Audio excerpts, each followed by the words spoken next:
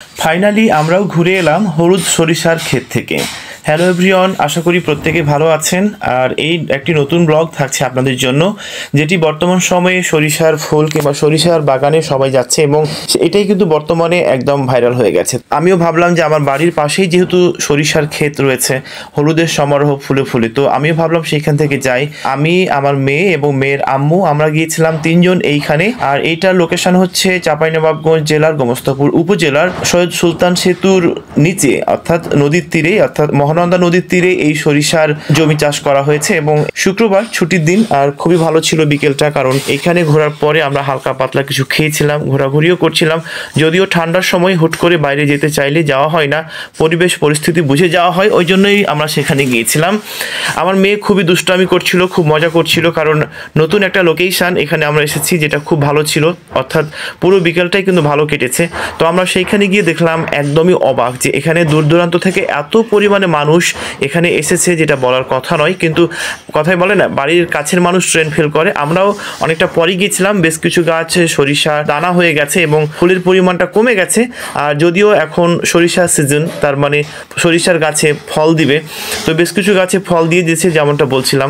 আমার মেয়ে ঘুরে ঘুরে দৌড়ে দৌড়ে এগুলো দেখছিল। আর জমির আইলটা ছিল একদম পাতলা ছোট্ট, আমরা হাঁটতে হাঁটতে বারবার পিছলে যাচ্ছিলাম, সেটা দেখে আমার মেয়ে খুবই হাসছিল এবং বলছিল যে আব্বু পড়ে যাবে।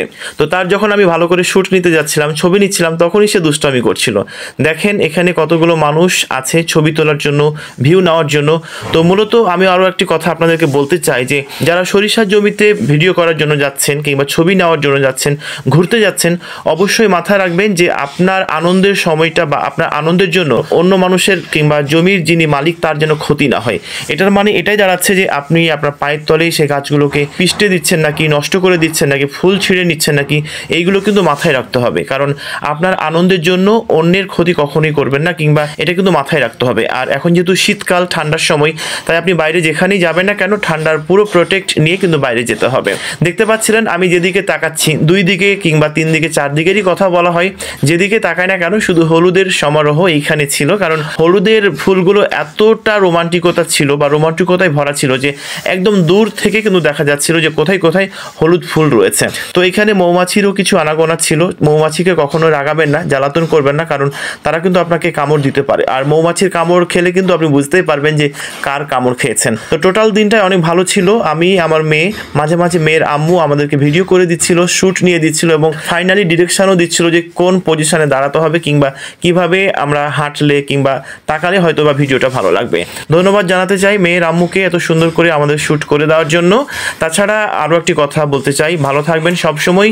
আর সরিষার ক্ষেত বা সরিষার জমি যেন নষ্ট না হয়, এদিকে কিন্তু খেয়াল রাখতে হবে। দেখা হবে অন্য কোনো ভিডিওতে। আর ফাইনালি আপনি এখন পর্যন্ত কোনো সরিষার ক্ষেতে গিয়েছেন কিনা, সমস্ত কথাই আমার সঙ্গে শেয়ার করতে পারবেন। ভালো থাকুন, দেখা হবে অন্য কোনো নতুন ব্লগে। আজকের মতো এই পর্যন্তই, আল্লাহ হাফেজ।